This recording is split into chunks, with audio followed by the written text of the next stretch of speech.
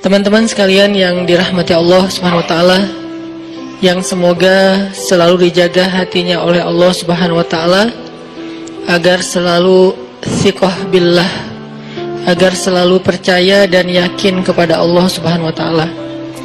Karena kelemahan kita itu berawal saat kita mulai meragukan Allah.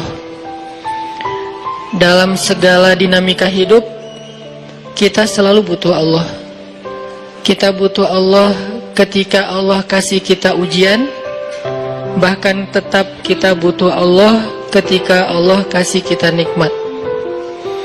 Kalau kita butuh Allah saat diuji, agar kesabaran kita terjaga. Karena orang yang tidak ditemani atau dibersamai oleh Allah Subhanahu wa taala ketika dia sedang diuji, maka dia akan mudah untuk berkeluh kesah, bahkan berputus asa. Kebersamaan Allah kepada dia saat dia diuji itu adalah Allah Subhanahu wa taala menghibur hatinya.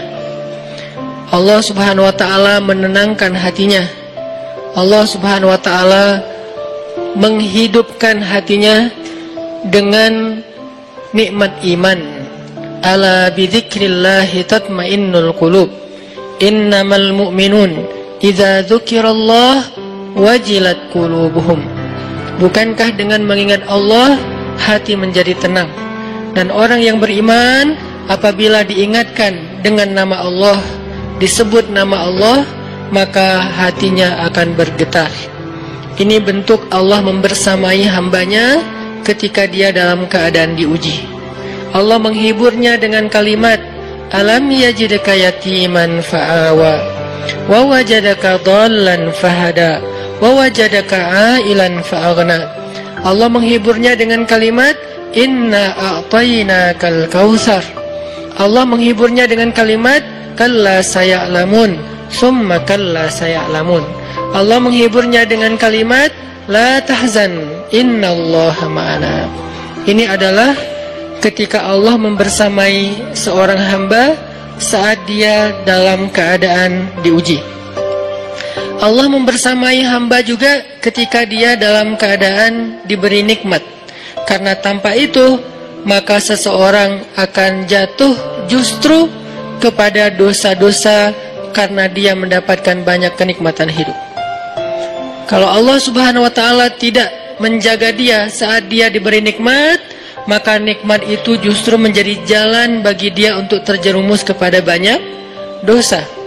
Justru nikmat itulah yang menjadi penghalang bagi dia untuk mengingat Allah. Karena dia sibuk menikmati hidupnya, akhirnya dia terhalang dari mengingat Allah tepat waktu. Sibuk menikmati hidupnya, terhalang dari Allah untuk bangun tengah malam. Karena dia tidurnya larut. Kenapa tidur larut? Karena terlalu banyak yang harus dia nikmati sebelum tidur. Dia bisa makan-makan, dia bisa jalan-jalan, dia bisa ngopi, dia bisa ketemu teman, dia bisa belanja. Bahkan dia nunggu midnight sale untuk bisa menghabiskan nikmat yang Allah kasih kepada dia. Sehingga akhirnya tidurnya terlalu larut, lalu dia tidak bisa bangun untuk menghadap Allah, curhat kepada Allah. Hal yang selama ini dia lakukan justru ketika dia diuji oleh Allah. Ketika diuji oleh Allah, mudah bagi dia bangkit tengah malam, curhat, sujud panjang, menangis dalam doa. Ketika Allah kasih nikmat, curhatnya hilang, malamnya lelap, sampai bahkan subuhnya juga kelewat. Ini kalau Allah nggak membersamai seorang hamba ketika dia diberi nikmat. Sehingga orang yang seperti ini, kalau dalam keadaan seperti ini terus-menerus dalam jangka waktu yang lama, nanti dia akan terjebak di dalam istidraj.